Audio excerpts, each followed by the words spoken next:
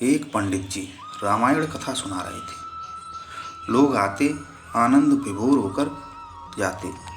पंडित जी का नियम था, रोज कथा शुरू करने से पहले आइए हनुमंत जी विराजिए कहकर हनुमान जी का आवाहन करते थे।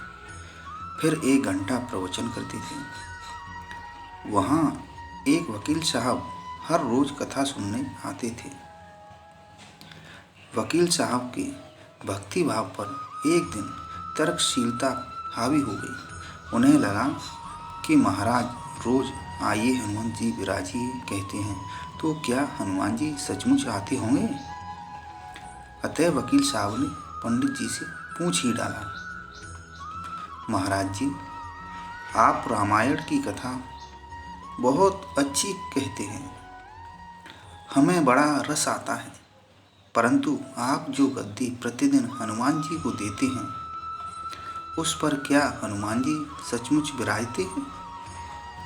पंडित जी ने कहा, हाँ, यह मेरा व्यक्तिगत विश्वास है कि जहाँ राम कथा हो रही हो तो हनुमान जी अवश्य पधारते हैं।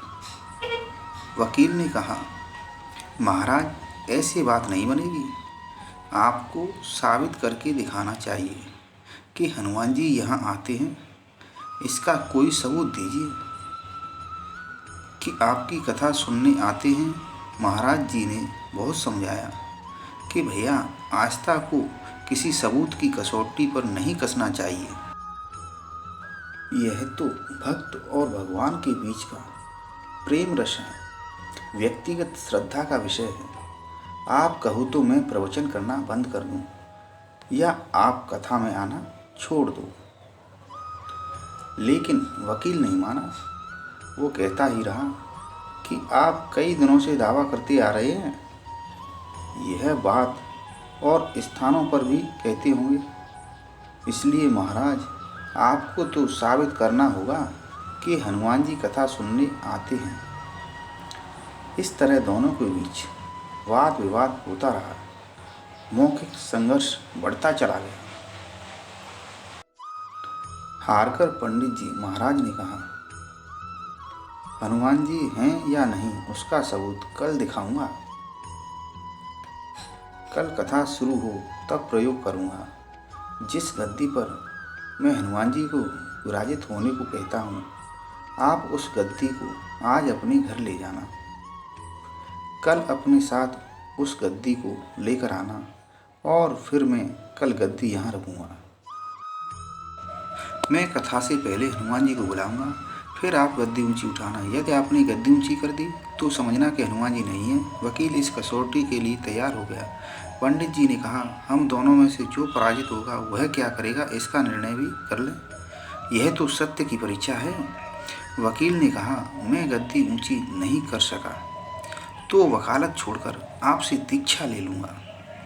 आप पराजित हो गए तो क्या करोगे? पंडित जी ने कहा, मैं कथावाचन छोड़कर आपके ऑफिस में चपरासी बन जाऊंगा। अगले दिन कथा पंडाल में भारी भीड़ हुई। जो लोग रोजाना कथा सुनने नहीं आते थे, वे भी भक्ति, प्रेम और विश्वास की परीक्षा देखने आए। काफी भीड़ हो गई। पंडाल भर गया। श्रद्धा और विश्वास का प्रश्न जो था, पंडित जी महाराज और वकील साहब कथा पंडाल में पधारे। गद्दी रखी गई। पंडित जी ने सजल नेत्रों से मंगलाचरण किया और फिर बोले, आइए हनुमान जी विराजिए।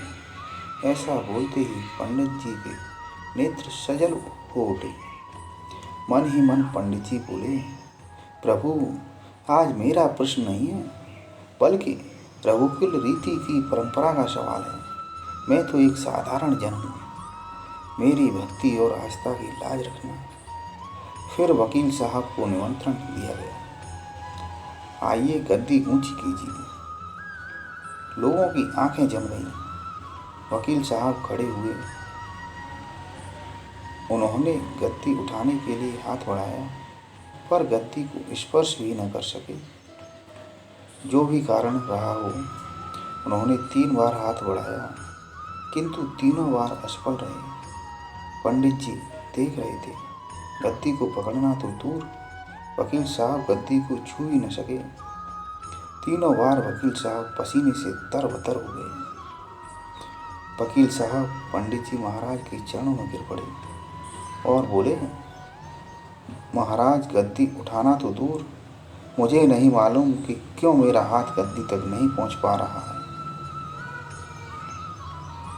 अतः मैं अपनी हार स्वीकार करता हूँ।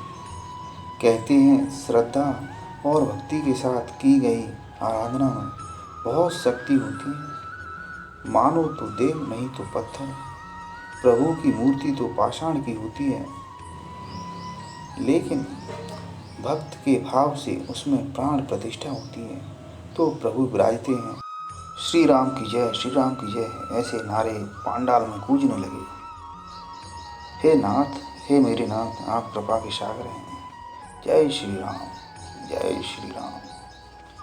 Thanks for watching. Please like and subscribe.